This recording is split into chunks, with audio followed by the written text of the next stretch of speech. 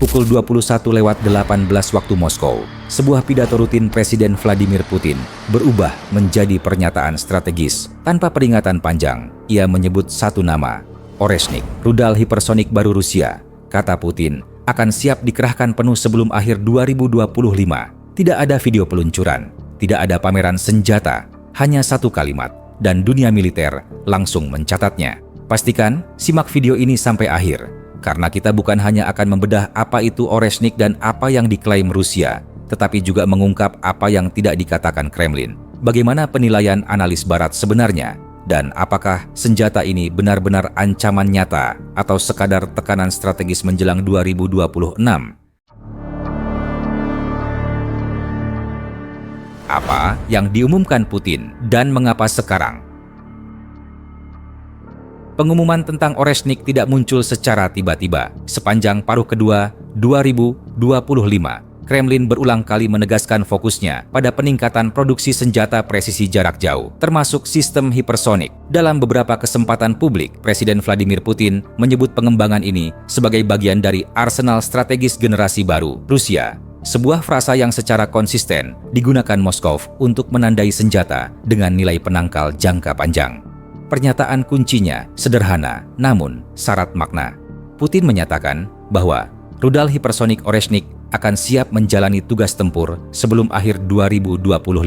Artinya, Rusia ingin memasuki tahun 2026 dengan sistem ini sudah berada di level operasional, bukan sekadar proyek uji coba atau prototipe laboratorium. Media internasional seperti Reuters dan The Moscow Times mencatat bahwa klaim ini disampaikan langsung oleh Putin, bukan bocoran anonim, sehingga bobot politiknya jauh lebih besar. Pertanyaannya kemudian muncul, mengapa sekarang? Jawabannya berkaitan erat dengan fase perang yang sedang berlangsung. Konflik Rusia-Ukraina telah bergeser dari perang manuver cepat menjadi perang ketahanan. Tidak lagi ditentukan oleh satu terobosan besar, melainkan oleh siapa yang mampu memaksa lawannya beradaptasi dengan biaya yang lebih mahal, secara ekonomi, militer, dan psikologis. Dalam konteks ini, pengumuman senjata baru berfungsi sebagai alat tekanan. Ia mengirim pesan bahwa Rusia tidak hanya bertahan, tetapi masih memiliki ruang untuk meningkatkan kemampuan militernya. Namun, satu hal penting harus dicatat sejak awal. Informasi yang tersedia sejauh ini berasal dari pernyataan resmi Rusia dan liputan media. Detail teknis Oreshnik, mulai dari jangkauan, profil lintasan, hingga tingkat keandalannya, belum dibuka secara transparan ke publik. Karena itu, analis Barat menekankan pentingnya membedakan antara klaim politik, indikasi kemampuan nyata, dan penilaian independen yang masih berkembang.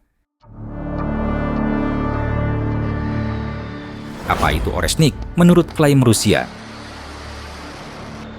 Menurut pernyataan resmi Presiden Vladimir Putin dan laporan media Rusia yang dikutip oleh Reuters serta The Moscow Times, Oreshnik dikategorikan sebagai rudal hipersonik generasi baru. Dalam istilah militer, ini berarti kecepatan yang diklaim berada di atas Mach 5 dengan profil terbang yang dirancang sulit diprediksi oleh sistem pertahanan udara modern. Namun, hipersonik bukan sekadar soal lebih cepat. Pada kecepatan ekstrim ini, hukum fisika bekerja berbeda. Udara di depan rudal tidak sempat mengalir menjauh. Ia terkompresi secara brutal, menciptakan panas tinggi dan lapisan plasma di sekitar badan rudal. Kondisi ini, menurut riset hipersonik Barat, dapat mengganggu kinerja radar dan sensor inframerah, bukan dengan membuat target menghilang, tetapi dengan membuatnya sulit diukur secara presisi. Analogi sederhananya seperti ini. Sebagian besar sistem pertahanan udara dirancang untuk mengejar target berdasarkan lintasan yang bisa dihitung. Rudal hipersonik memaksa sistem tersebut menebak kemana target akan berada dalam hitungan detik ke depan. Masalahnya, pada kecepatan Mach 5 ke atas, satu kesalahan kecil berarti ratusan meter meleset. Rusia juga mengisyaratkan bahwa Oreshnik berada di kategori Strategic Strike Weapon. Artinya, ini bukan senjata yang digunakan setiap hari di garis depan, melainkan alat tekanan terhadap target bernilai tinggi, pusat komando, infrastruktur strategis, atau simbol militer yang memiliki dampak besar secara psikologis dan operasional. Penting untuk ditegaskan, sebagian besar detail ini masih berasal dari klaim Rusia. Spesifikasi lengkap, keandalan tempur, dan efektivitas nyata Oreshnik belum diverifikasi secara independen. Justru disinilah bagian paling krusialnya, Klaim ini sendiri sudah cukup untuk memaksa lawan menghitung ulang risiko, bahkan sebelum satupun rudal benar-benar digunakan. Apa kata analis Barat antara ancaman dan skeptisisme? Analis militer Barat tidak serta-merta menelan klaim Rusia tentang Oresnik secara utuh. Lembaga seperti RUSI dan CSIS mengingatkan bahwa senjata hipersonik adalah salah satu teknologi paling sulit dan mahal untuk diwujudkan secara konsisten. Kecepatan ekstrem memang mengesankan di atas kertas, tetapi mengubahnya menjadi sistem yang andal di medan perang adalah tantangan besar. Pertama, produksi rudal hipersonik menuntut rantai pasok dengan presisi tinggi.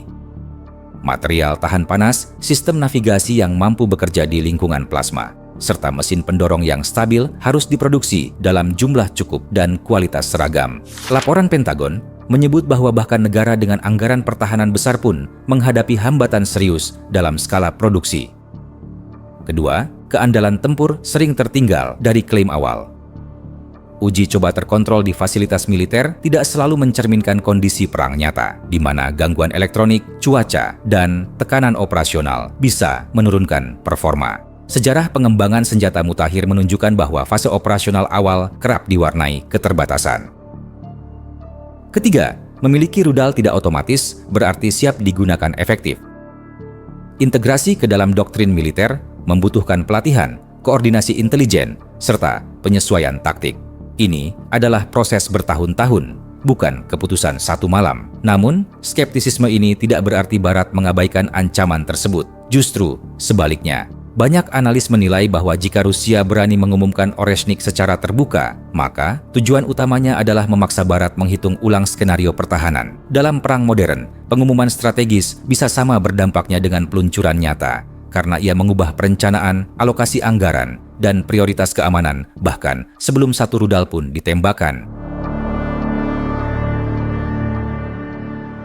Dampak langsung, apa yang berubah di medan perang? Apakah kehadiran Oresnik langsung mengubah garis depan pertempuran di Ukraina? Hampir pasti tidak. Senjata hipersonik, menurut doktrin militer modern, yang dianalisis oleh RUSI dan CSIS, jarang digunakan untuk dukungan taktis harian. Ia bukan alat untuk merebut parit atau menggeser garis kontak beberapa kilometer. Peran utamanya jauh lebih abstrak, namun justru lebih menentukan. Mengubah kalkulasi risiko lawan. Hipersonik bekerja dengan menciptakan ketidakpastian. Jika target bernilai tinggi, seperti pusat komando, depot logistik utama, atau infrastruktur strategis, tiba-tiba dianggap lebih rentan, maka seluruh sistem pertahanan lawan harus menyesuaikan diri.